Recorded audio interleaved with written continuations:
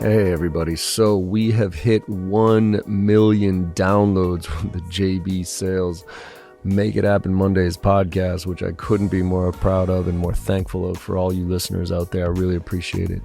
We're going to be counting down the top 5 episodes here, and so this one right out of the gate, this one was podcast episode number 136 with Armand Farrak, and this one we got super tactical. I mean, Armand talks about how he had to stay focused, tunnel vision and blocking time, and how inefficient most sales reps are, and how he created massive efficiencies to increase his conversion ratios, to get confidence on the phone, deal with objections. I mean, he laid it out in a very, very tactical way. So that's why this is one of the top ones, because everybody walked away with a ton of information on this one. So listen to it again if you haven't listened to it in a long time. Write some notes down and be prepared for number 4 coming up here soon.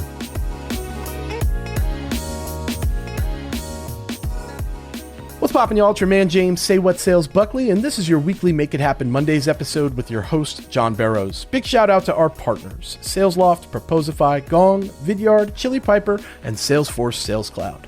SalesLoft, our original sponsor, is the premium cadence platform for all things outbound cadence to drive results.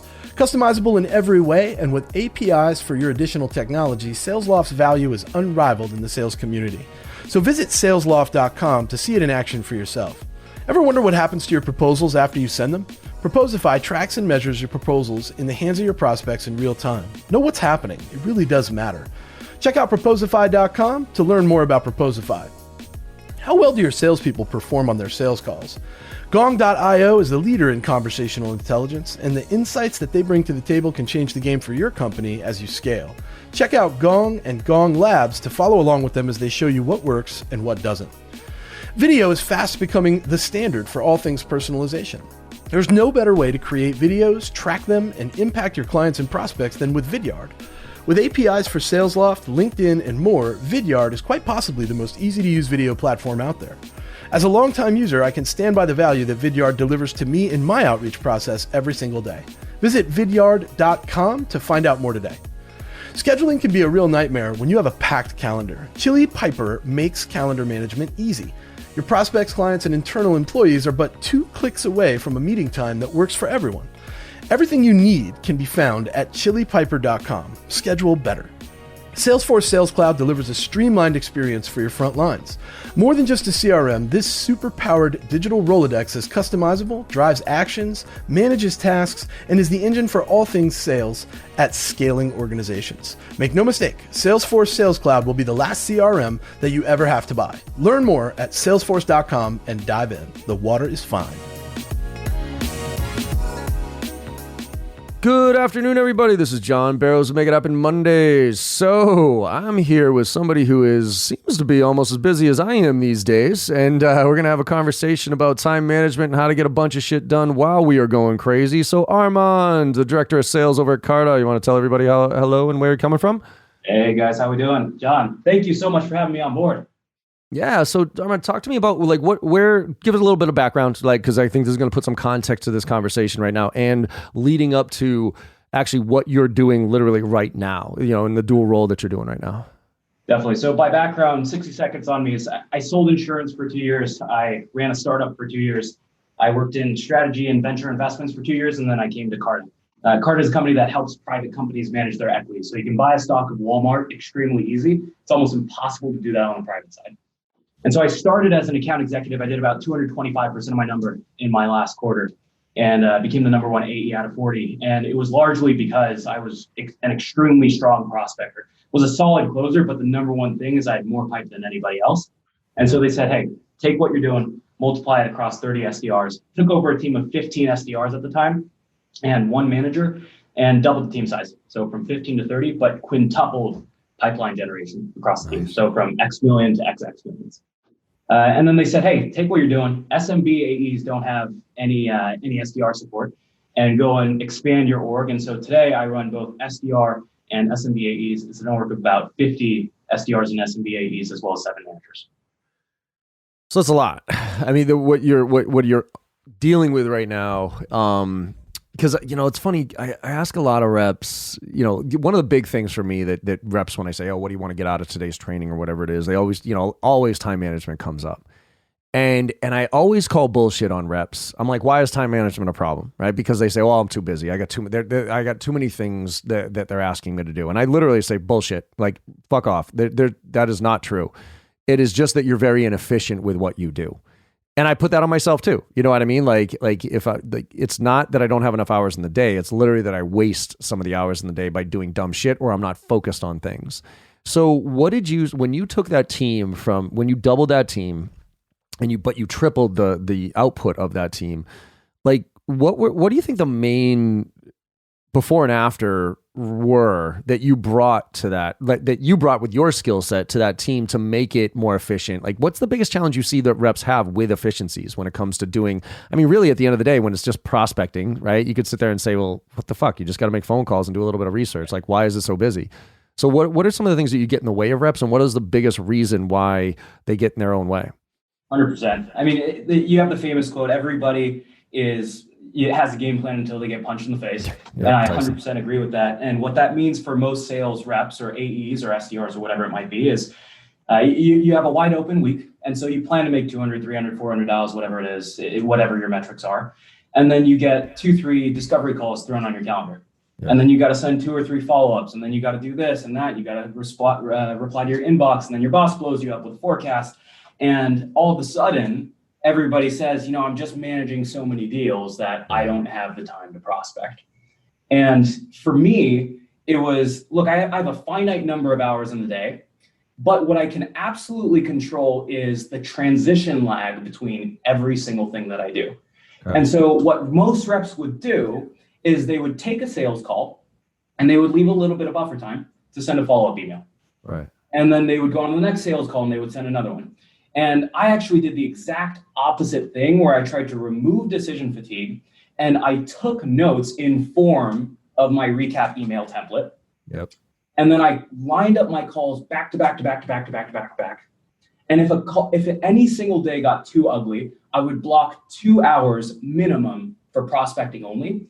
And then at 4 p.m. at the end of the day, outside of the golden hours, every single follow-up email would go out, because they're not thinking about me through the whole day. They have calendars that look like yours, and they're doing the rest of their job throughout the day. And at the end of the day, they're checking their inbox. And that's the mentality behind it, is bucket all the nonsense together and get momentum behind it.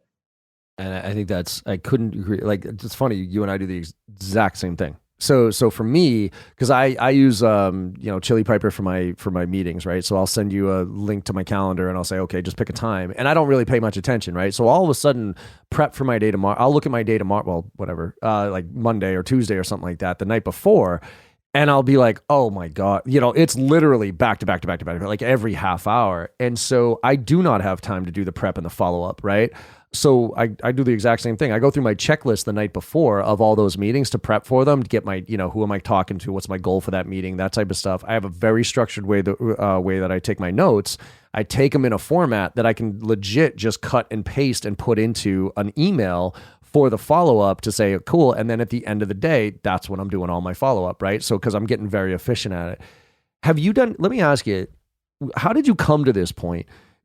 Did you read anything about it, or was it almost like a forcing function for you to be efficient, or have you always been very efficient with how you've approached things? No, so I used to be fat kid, extremely disorganized, extremely introverted. Not a lot has changed, just a little bit less introverted. And so basically what happened is there was a point all the way back in college where I wanted to start a company.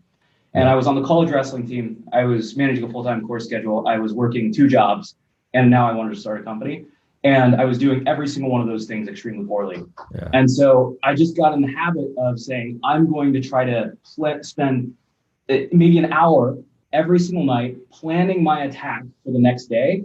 And then I'm going to spend the entire remaining 8 hours of the beginning of tomorrow to the end of the day tunnel visioning like crazy.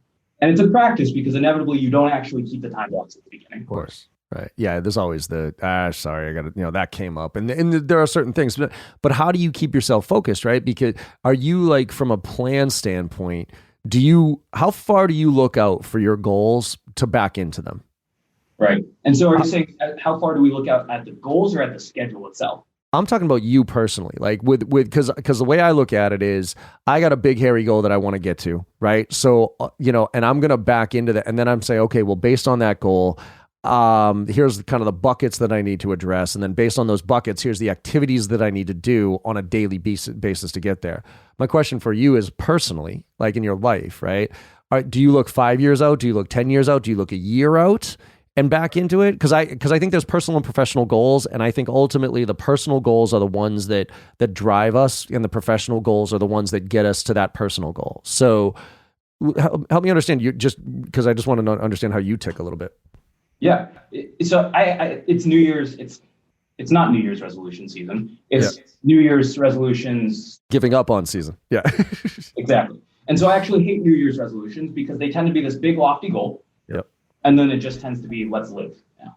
Yep. And so I'm a huge fan of, one of my goals was making director. And so got to that a little bit earlier than other things. But I have a ton of other goals that I want to hit by the end of 2020. Everyone on the team wants to make President's Club. Sure. But if you don't back that out into quarter, month, week, day activities, literally down to the level where it's in a spreadsheet, and then create systems to hold you accountable, meaning time blocks on your calendar every single week to listen to a podcast, to dial, to do X, Y, or Z. For me, one of my things was expanding my network. I mandate that I sign up for one networking event every single month, and I have reminders and calendar blocks set up, and I have self-punishment set up where I'll literally give someone random a $100 bill if I don't do it. No way, really? Don't set up accountability systems for yourself on a month, week, day, quarter basis. You're not going to do it.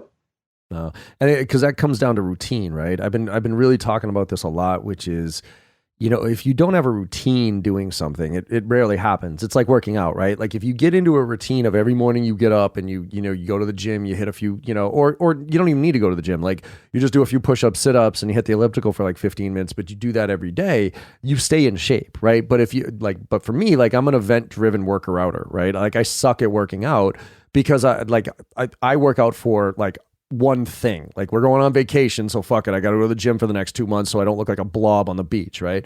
But I know if I just woke up every morning and did a little bit. So what's your routine? I know you kind of broke down your week, but what's your routine look like? Yeah, so it starts in the morning, and I've amalgamated a series of morning routines from people that have mentored me over time. And so the first thing that I do is I don't hit the snooze button. And some of this comes from the book, The Miracle Morning, is the moment you hit snooze, you're basically saying, I'm willingly going to repeat the worst part of the day over and over and over again. And that is easily the worst part of the day. That stuff comes from the book, The Miracle Morning, phenomenal book. But then after that, I get up, I wash my face, blah, blah, blah. I immediately make my bed and sit down on the bed, and I start to have me time. And so I want to start the day on my terms, not on someone else's terms. Yeah. And so what I do is I pick up the book or I listen to a podcast, or sometimes I just sit there and I start writing.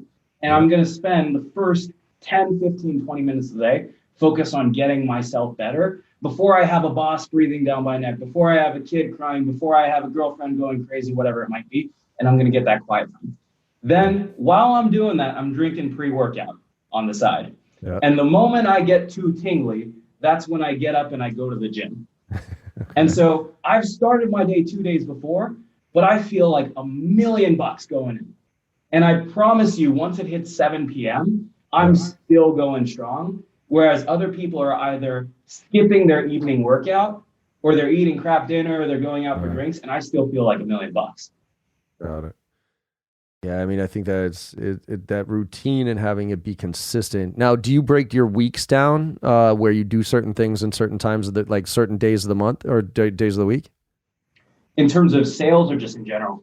Sale. Let's talk. Let's now get a little bit more like towards our jobs, right? Like from a sales standpoint, Mondays versus Tuesdays, mornings versus afternoons. Do you get that detailed?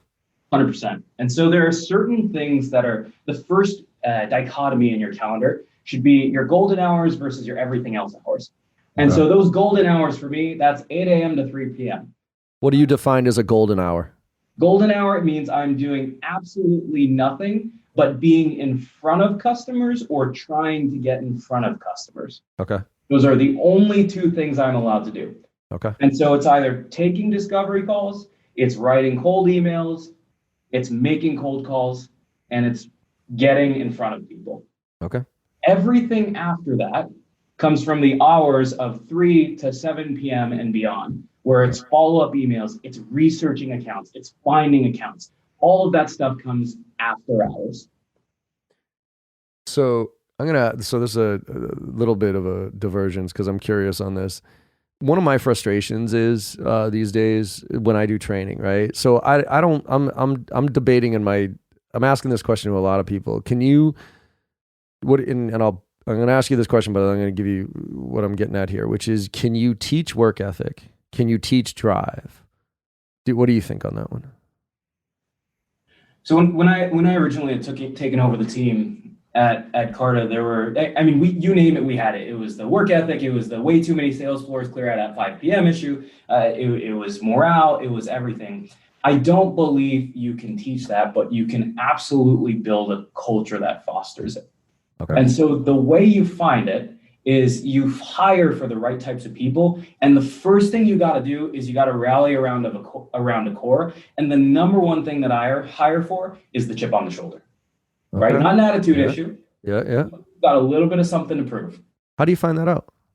We could have a whole session about interview questions, but I've been through a number of sales interviews. And one of my philosophies on sales interviews is that they should be extremely difficult. Yeah. Because you need to see how people react to adversity. Totally. And so one of my favorite things to do is, for example, when I want to get a sense of how an SDR is going to prospect. Sure. And so I'll say, hey, there are 40,000 venture-backed companies out there. And on any given day, you gotta get down to 50. Okay. I'm going to give you an infinite database of publicly available information. I want you to start giving me filters that help you narrow down to what our ideal customer might be and who you're going to run a cadence or sequence or campaign against. And so inevitably, they'll keep giving me filtering criteria, and I'll just keep going until they run out. And I ask them to get resourceful. Then you get a sense of how they start asking questions and how they do when they're under pressure. If they start sitting back in the chair, if they get nervous, they're twiddling their thumbs. And that's how you can start to see how someone acts under pressure. We do the same thing with a cold call test, where it's never an easy cold call, but the people who demonstrate the grit and the coachability throughout the call are the ones that come through. I used to do that too. So I would go through the interview and I would ask good questions and I'd push them a little bit, but there's always the professional interviewers. You know what I mean? There's always the kid that has read all the books on interviewing and knows the questions, no matter how good we are at asking them. But then I used to put them through this cold calling exercise where I would say, all right, tell me what you sold. Well, like what did you sell recently? Even if it was just something that, whatever you're passionate about, right? Like now I'm going to be your exact target market for that thing. Go in the other room, cold call me, and all you got to do is get a meeting, right? So I would let them go do that. And whether they're good or bad, it didn't matter. Because when they came back, I would give them feedback. Well, this is what you did good. This is what you did bad. I think you didn't do this. But now you got to go back into the other room, cold call me again. But now you're selling my product. Now you're selling, at back of the day, it was outsourced IT services, right? So now you're a rep here at this company and I am a target market for you. And you need to now cold call me. And again, you're not pitching anything. You're just trying to get me a meeting. And the people that took the coaching were the ones that I said, okay. Right? Versus the ones who either just didn't take the coaching or tried the exact same approach or just didn't even listen to what I said. Those are the ones I was like, I don't give a shit how good that interview was. If you're not coachable, I don't care. Exactly. And what's hilarious is we do something very similar where we whiteboard out feedback and we watch the candidates very closely to get a sense of how they react. And inevitably, a lot of them will know to be coachable in the interview. But again, if you do the exact same thing again, I actually prefer if it's worse the second time. Right. Because you tried something. You're trying something new. Yeah. And it's very, very rarely better the second time. It's almost never better the second time. Yeah. But I appreciate that they're trying something new and they're trying to get reps in. Yeah. So what do you do? So like, because I think you're spot on, right? Like you build that culture. But you got some kids on the team that are just the go home at 5 kids. I mean, I guess there's always room for B players in every organization, right? So, but they do take away from the A players, right? From the people who do have the work. Do you think they just ultimately flush themselves out, or from a management standpoint, do you have to purposely put them in different buckets and almost coach them in a totally different way to get them to do kind of find that gear, if you will? Yeah. So the problem is, John, exactly what you just defined is they're comfortable. Yeah. They're B players. And so because people in that bucket tend to be comfortable, they don't tend to self-select out. Right. And so you gotta parse that out in the hiring process, but you can't always do it. And so you've got to over-index on rallying around the core and setting the expectations. And this is a little bit of a controversial opinion of mine, but I do happen to believe in upper out because I don't want somebody to be an SDR for 7 years. I want people who want to be CRO. I want people who want to go start their own companies. I want people who literally come to the interview and say, I want to take your job. And I will literally sit right next to you through midnight if that's what you want to work on. And I'll buy you dinner and I'll be right there with you. How do you balance that, though, with the lack of patience?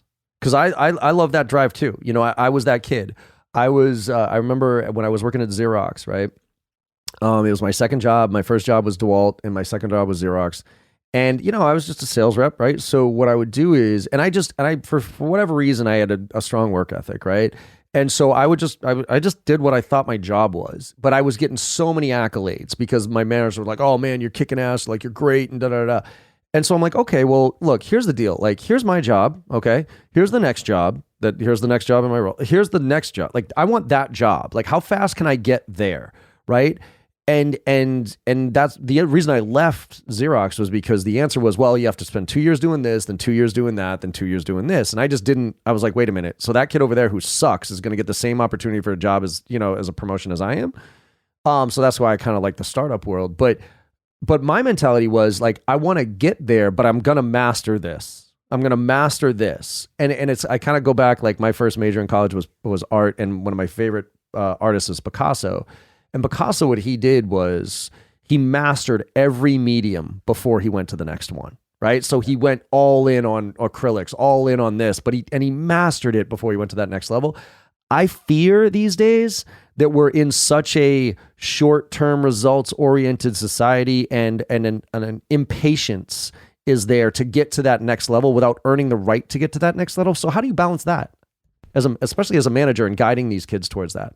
Exactly. And I feel this every day, week, month, because I'm managing people fresh out of college and there's always this perception of what your career is going to look like and all of that. And then you're making 200 cold calls. And so it's a tough job. And so let's just acknowledge that SDR is not an easy job. Neither is AE or anything in sales if you want to be number one.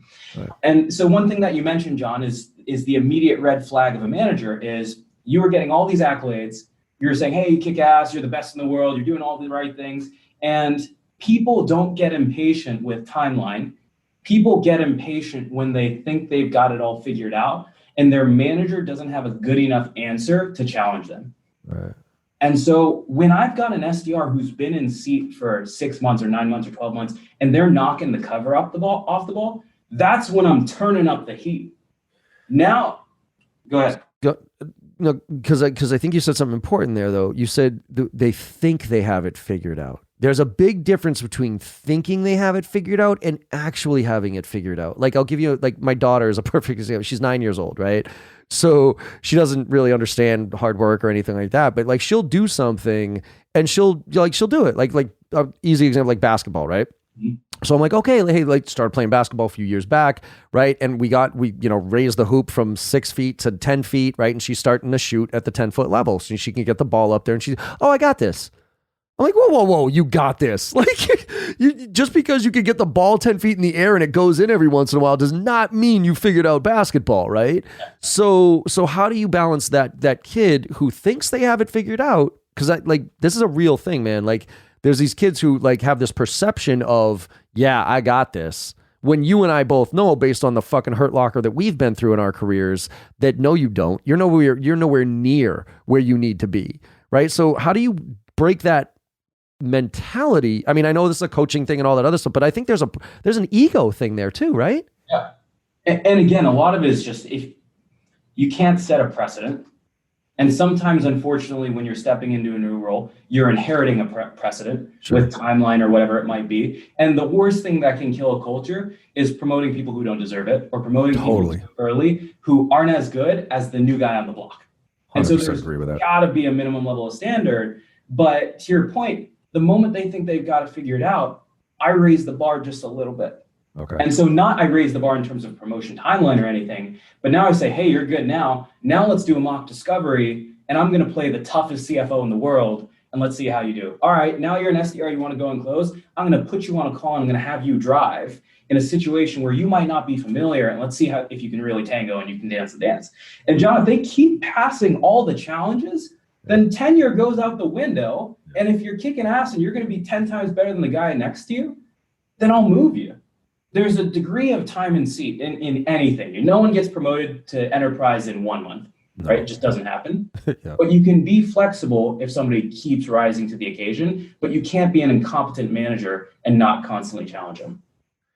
Yeah, and I think that like I kind of inherently did that, and I think for me it was almost like a necessary evil because I was a player coach, right? When I was a VP, I had 6 reps reporting to me, and I just didn't have the time to develop reps like I wanted to, sit with them and everything else. So I used to give them assignments, and part of it was because I needed to delegate and take shit off of my plate, but the other part was to your point, to see how they would react and to see if they would take on that additional responsibility, A, without bitching about it. And then B, what did they do with that additional responsibility and how do they execute on it? And if they kept executing, the world was theirs. Like I put in guidelines as far as, okay, for the first year, you have to spend it, being a inside sales rep basically. And then after a year, based on your results, then we'll promote you to this. But if 6 months in, you were murdering it, and then I started giving you extra responsibilities, and 2 months after that, you were, you're murdering those. It's like, kid, all right, go fucking, get out into the field because you're murdered, So... Yeah. How let's now talk about like because I think this is the motivation piece is critical. I think you can't. I think you put people in position to be successful, but the whole can't force a horse to drink type of thing. You bring them right. Let's talk now though about like the how you actually find the time to carve off all the stuff that isn't important, because I think that's like people get bogged down with shit that's just straight up not important. They think it is, and so it's kind of that 80-20 line, right? How do you figure out what's actually important to working on and what's not on a day-to-day basis? Definitely. And so I like breaking down your day into the core activities, and you've probably heard there's the urgency and importance quadrant. Yeah. And so people tend to spend time on what's urgent. And you got to make sure that you leave some time for the stuff that's not necessarily urgent, but extremely important, whether that's watching tapes, listening to podcasts, reading books, whatever it might be. Coaching as a manager, right. All the little things that aren't putting out fires, you've got to block time for that on your calendar. But then you also have to block time for all the stuff that's just the core pieces of the job. What it is, y'all, it's your man James, Say What Sales Buckley, with this breakout message, a special message for you. We are probably doing the biggest giveaway that we have ever done. Our friends at Pillar Booth made 2 Make It Happen JB Sales call booths. These soundproof booths are epic. You can get in there and do your calls with no distractions and make things happen every single day. I think these are going to end up being in offices everywhere. They go for over $5,000, and we are giving 2 of them away to 2 very lucky winners. We are also going to give these winners 10 memberships to JB Sales, 10 annual memberships to JB Sales, and a 1-hour Ask Me Anything session with John Barrows himself, valued at over $5,000. Let me tell you, this is over $13,000 worth of prizes. Be sure that you enter this giveaway. Find your information at content.jbarrows.com/giveaway. That's where you're going to be able to enter. That URL again is content.jbarrows.com/giveaway. You don't want to miss out on this opportunity to get this crazy value for this giveaway. We will see you soon. Hashtag Say What Sales. If you're a salesperson, we're the same person. Let's get back to the show. And so I broke it into 3 different pieces as an account executive. I got a prospect. And so the way I consider prospecting is it's not like just the cold calling and the emailing, right. It's finding the accounts. And so broke that into, I got to find the accounts. I got to find the people on the accounts. I got to cold call them. I got to cold email them. And that's what I started to stretch across my calendar. So I said, I got to do cold calls every single day because I am the bottleneck there. Yeah. But then across Monday, Tuesday, Wednesday, Thursday, Friday, I got to break up the tasks of prospecting into 5 different days. And so what I always like to say is I can beat Usain Bolt in a 50-meter dash. The way I'm going to do it is I'm going to make him run in 10 5-meter tubes and go in zigzags, and I'm going to run the 50-meter dash. And so on Monday, Usain Bolt is finding one account. He's finding a CFO, a controller, a head of finance on that account. He's going to try to tailor emails for that account now, and then he's going to try to make a call on that account. Meanwhile, on Monday, I'm pulling up my list at 4 p.m. outside of the golden hours, and at 4 p.m., I'm finding 20 to 25 accounts back to back to back to back to back to back. Yeah. Tuesday, I'm finding the contacts. Wednesday, I'm teeing up the sequences, and I'm just getting in email writing mode. And all my mind is doing is it's writing emails. I got the same tabs open. Thursday, I'm cleaning out all the junk or reworking it at a different angle. And then Friday, I'm doing deep ABM style account teardowns. We're actually sending people cakes and cookies and all that good stuff. Nice. So, I mean, to me, it just screams like structure and organization, focus, right? I mean, time management, momentum and focus are two underrated things in the sense that by focusing for a period of time, I think there's something about this. I forget the book, but it's like there's some, you probably know it better than I do. But if you have momentum doing something, right, where you have that groove and you stop for any reason, I think it's the stats say it takes something like 8 to 10 minutes just to get back to where you were. Right. So if you're cold calling, going back to your example of like you're cold calling and somebody gets a meeting and then they stop and they send information and they go grab coffee, like you just murdered your momentum with cold calling. So it's like for me, I'm just cold calling during that hour. I'm not sending information. I'm not doing research. I'm not getting I usually do a 1 hour prep for a 1 hour call blitz. During that hour, I'm looking at my numbers. I'm getting my names, that type of stuff. So during that call blitz, I'm just hammering the phones, right? I'm not, right? Because like I'll run call blitzes sometimes and I'll see kids and they'll like spend 5 minutes looking for a phone number, then go on the website, then do this, and then make a phone. And like literally the 4 calls, like the hour goes by and they've made 4 calls. It's like, that was fucking meaningless. Which actually picks me, because you had put something in the notes on this one. 1 in 4 people book a meeting with, let's talk about this one, man. You talking about booking a meeting with 1 in 4 people, like having a 25% conversion ratio when somebody picks up that phone. Correct. So there's a call to contact, which is a little bit tougher to control. You got to get good phone numbers. You got to call the right people. Yep. And that tends to be, it tends to float around 10 to 20% for us. Right. And so it's getting more and more flooded. But when I do get somebody on the phone, so of that 10 to 20%, 1 in 4, I can book a call with. And so talk to me about that. Yeah. So I used to suck on the phones, John. I sold insurance and I was 18 years old at the time. And I would be calling on partners of law firms and they could just smell me out. And so I break it down into a couple different pieces. So the first piece is the tone and the mindset behind the call. Yeah. And I don't like to just talk mindset behind it, but I used to be in strategy and venture investments. And what we would do is, in order to get a business to say, hey, we're going to invest $50 million in this project, you would start with the managers, and then you'd go to the directors, and you'd present to the VPs, the SVPs, the EVPs, and then eventually the presidents or the CXOs. And it was hilarious. It was almost comical. As you would go up in the chain of command, they would talk slower. And maybe because they just became older and older ass men, maybe that was the thing. Yeah. But inevitably what happens is, I used to work for the 200,000 employee company. There is no way that the CEO or the CFO or the president of the division will know what's going on at the ground level or have a good grasp of what you're telling them. And so they can slow it way down and do real-time processing with you. And so that's the same mindset on a cold call when you get an objection. And so the first thing is when someone slams you with, hey, John, I'm not interested. Or I'm busy, I'm running into a meeting. Some people say, I'm in a meeting. Who does that, right? Bullshit. Yeah. And the first thing every junior rep tries to do is they try to speed up. They say, Carter, can I just get 30 seconds to tell you what I'm calling you? Tell me if we're fit, blah, blah, blah, blah, and you lose credibility. And so the first thing you got to do is when you get a tough objection, slow it way down and laugh. And so, John, if you say, hey, I'm not interested. Johnny, shocker that when I picked up the phone, you don't have a bunch of time open on your calendar. Could you give me a sense of why you're not interested? Are you working on Excel? Is it experience? How are you guys doing this stuff today? This sounds like you heard our name tossed around. Yeah. And the general tone behind it is, I assume you're going to take a meeting with me.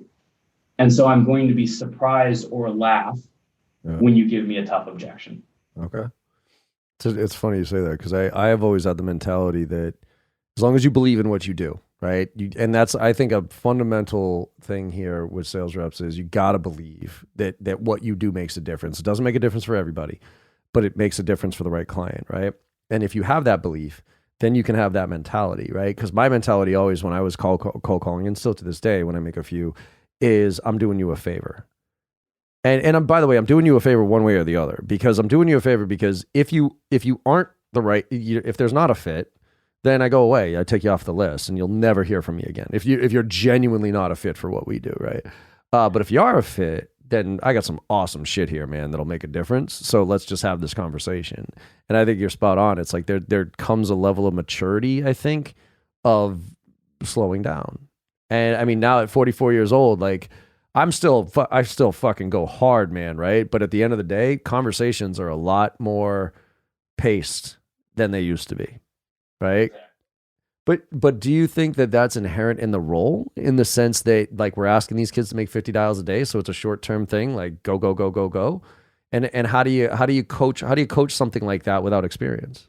Yeah, I think a lot of it is just being able to point that out happening in real time on a sales call, where you can point to a CFO and say, hey, look how slow this guy's talking. You got to slow it way down. As somebody who talks super, super, super quickly. Yeah. The second thing is, with SDRs, I hate it when people say, oh, sell the dream, sell the vision, talk slowly. That's not tangible. So I actually break the cold call down into 4 different parts. So it's, what's your opener? Yep. How do you value prop, or how do you say your value prop, or whatever you want to call it? How do you handle objections? And then how do you go in for the kill? And so it starts with the opener. And so a lot of people in their openers, what are the 2 most common openers? How's your day going? How's it doing? Yeah, how you doing today? Or is now a bad time? Yeah, those are the 2 most common ones. Yep. I'm actually more okay with the first one than the second one, because it's never a good time, John. Never. It is never, ever a good time. And so what we start with is you start with an assumptive opener.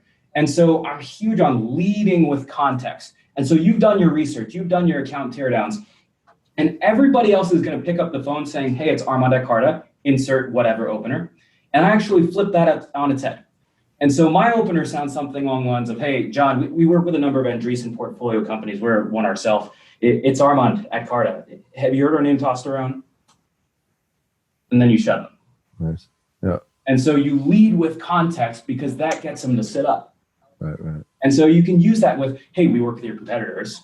It's Armand at Carta. Have you heard our name tossed around? We work in your industry. We work with your lawyers. You raised a round. Congrats on that. It gets their attention. And then you say your name, which is much less important. Totally. And then you don't ask, how's it going? Or is it a bad time? You ask if you've heard the name tossed around, because I'm in your network and I assume that you should know that I'm calling. Gotcha.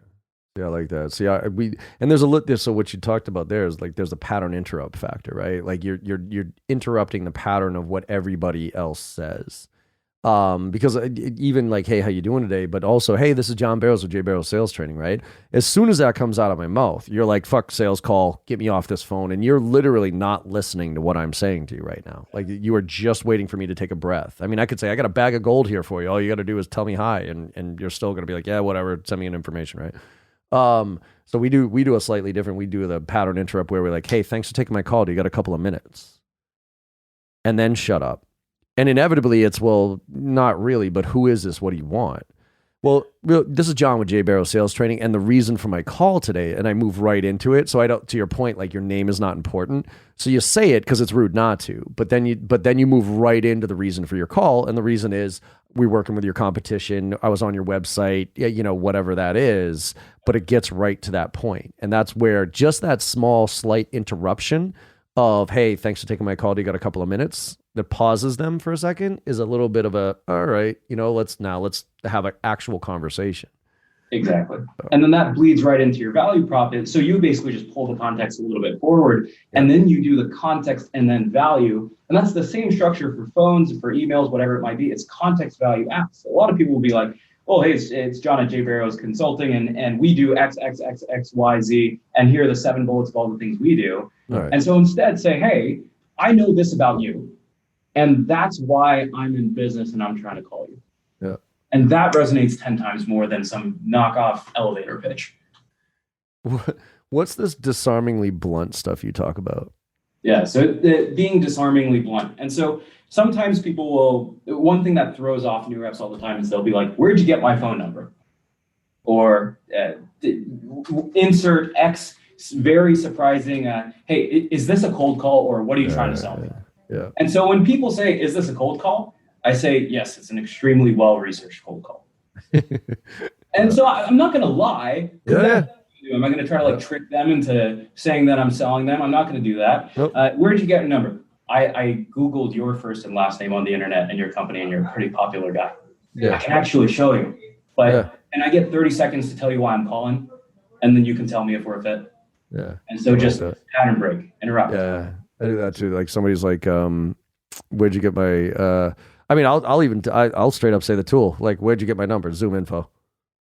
I was like, like what are you fucking stupid? Like where, you know what I mean? Like, or like, is this, I like this one. Is this a cold call? My answer to that one is, depends on what your definition of cold is. Right. Or I like this one, which is this a sales call? Like the nuances matter, right? Because if somebody's like, is this a sales call? My answer is, I have no idea. And they're like, excuse me, how do you not know this is a sales call? I'm like, I don't know. If you have something that my solution can solve, then sure, it becomes a sales call. But right now I have no idea whether you even need what I have. So I just want 10 minutes of your time so I could ask you a few quick questions. And then, yeah, maybe it'll turn into a sales call if there's something we can work on together. And inevitably that is kind of like the to your point, like the disarmingly blunt, or like I'm not lying to you, because I'm not going to say, no, it's not a sales call. No, it's not not a cold call. I'm going to say, I don't know. Depends. Right. It's the same exact philosophy behind, John, basically what you're saying is like, you're going to do that pattern interrupt and basically say, hey, I don't know if this is a sales call. I'm not a horrible salesperson is the one who sells before they need to sell or sells before they know context. And so this is actually about you, right? I'm in your network. I'm going to ask you a couple questions. The same thing goes when you get a really, really tough objection. Instead of giving an answer, if somebody says, I'm on this competitor, don't just start ripping apart the competitor, especially if you're in a complex solution. If someone's on SAP and you're selling Oracle and they say I'm on SAP, you could literally go through 17 different white papers on how SAP is different. You got to ask questions first. Well, and also you can never call somebody's baby ugly. You know what I mean? Like whatever their existing solution is, be like, oh, cool. How's that working out for you? You know what I mean? Like I even go as basic as, like I still, to this day, after 23 years of selling, I still use the question, okay, cool. On a scale of 1 to 10, how happy are you in this area of that? You know what I mean? Like that type of thing. Give me a number, right? If you're a 10, cool. Let's get off the phone right now. Like not even worth us having this conversation. If you're a 9, maybe there's something for us to chat about, right? That's the biggest thing is people forget to push pull on a call. You can push away and see like, I'm sure you got this stuff taken care of, right? They're an awesome company. You know, my guess is this isn't an issue for you. Sometimes what we'll find is X can be a little bit challenging. Is that the case for you, or are you guys good? Yeah. And then you can push away and it immediately starts to lower the guard. Do you disqualify more than you qualify? So the beauty of the phones is you can get to your quick no's faster. Yeah. So whatever it is about human psychology, there's something called an open rate on an email, as you know, and there's a 50 to 60 to 70% open rate if you're quite good, and then there's the reply rate, which is dramatically lower than the open rate. And so inevitably, the remaining 50 people who did open the email but did not reply to the email are inherently telling you no, or they have objections that they don't actually want to give you. Yep. And so if I get 1, 2, 3 objections that I know card is not going to be a fit for or whatever I'm selling, it's actually great because now I can take them out of my account list. It actually allows me to spend less time researching and writing emails to get a quick rejection. But when I smell the right type of objection that they weren't willing to give me on the email, that's when I come in hot. Have you been through Sandler? Yes. Upfront contract? Yes, we've done it. Do you use it? I don't use it. So they start with did I catch you at a bad time? I don't like that. I think that's terrible, right? No, but I'm saying like, hey, the goal of this call is I'm going to ask you a few quick, something like this on a cold call. So usually my flow is, hey, thanks for taking my call. Do you got a couple of minutes?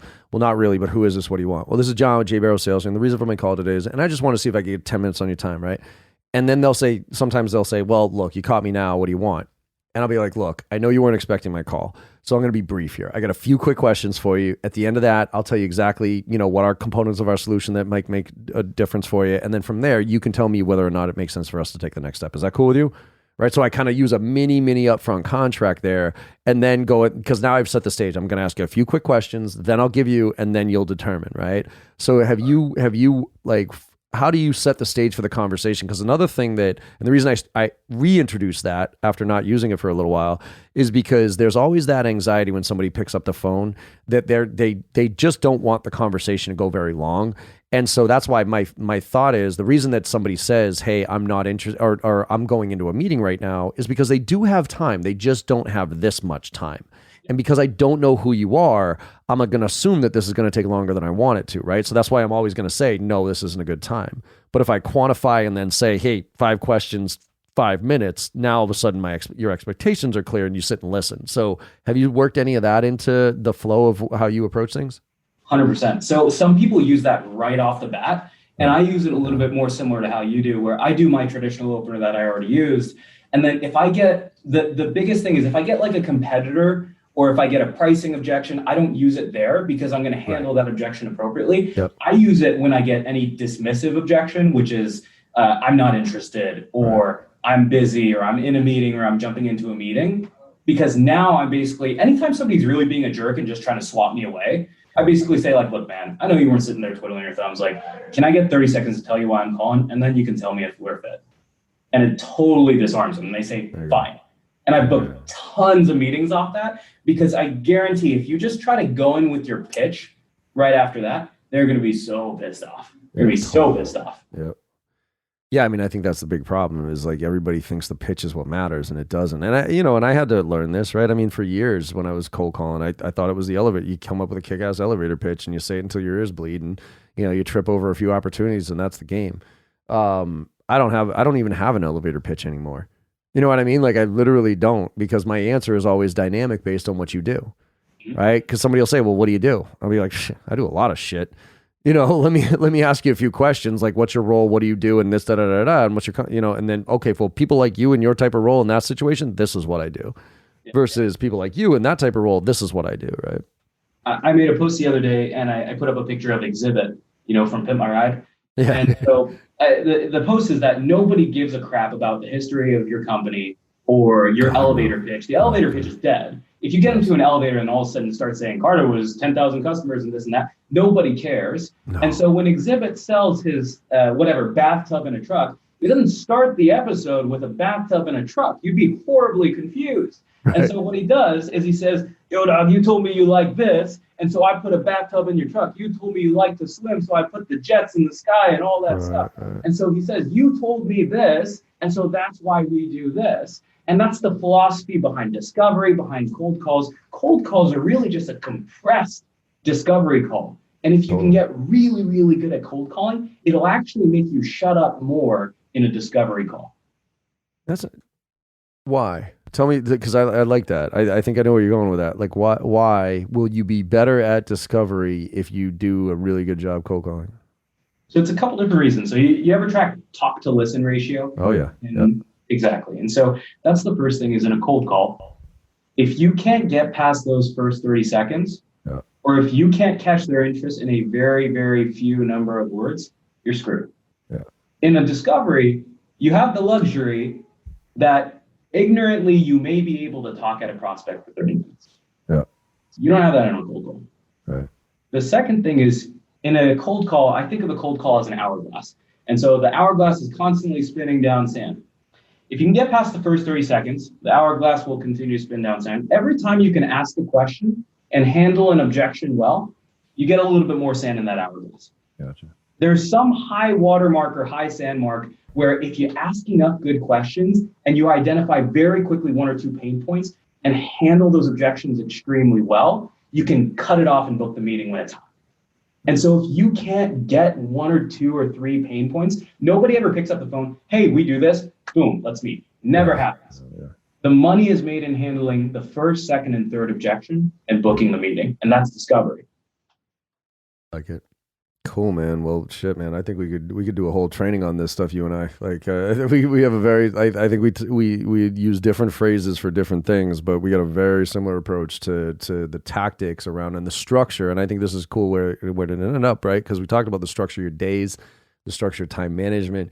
but also getting down to the structure of how you make a call. To your point, how you introduce yourself matters. What that initial value proposition is, how you handle that objection, and then how you close it out. You can, if you parse those things out, you can actually start to micro test each one of those components, right? Where it's like, okay, I'm going to change my intro. I'm going to keep the same flow of my conversation. We're going to change the intro a little bit there and see what happens to it. Are you big into like testing different approaches, or like how do you evolve, right? And so it's a lot easier in email because it's written. You can do a little bit of that stuff in Chorus and Gong, but it's not perfect yet. Right. But the bottom line is, back in the old days, you would literally have a T-chart when we were selling insurance, and I would try this opener 17 times, try the other opener 17 times, and I know you've told some stories about that. Yeah. And I would do that. And so I can do that in the masses with 30 SDRs. Holy shit. I can be like, all right, we've done pricing tests where like everyone's going to quote at this price, and they're going to do these features, and then everyone else is going to do a la carte, and we're going to see where it comes.